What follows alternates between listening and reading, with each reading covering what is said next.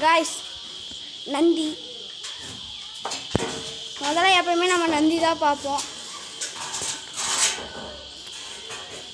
அலங்காரம் பண்ணிருக்காங்க.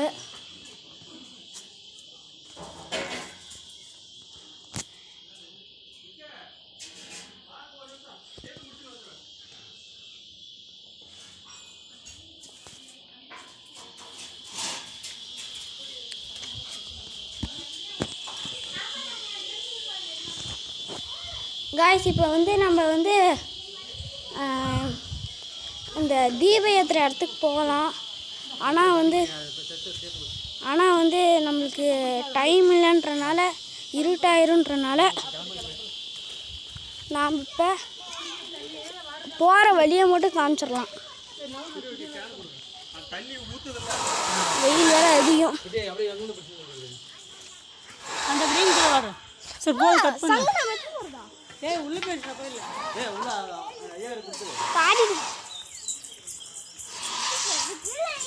இதான்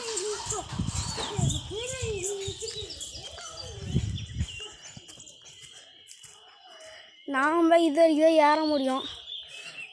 இங்கே பாருங்கள், வழி போயிட்டே இருக்கு. இப்படி போனால் தீபம் வந்துடும். அதுவும் இல்லாமல் ஒரு கிணறு வரும்.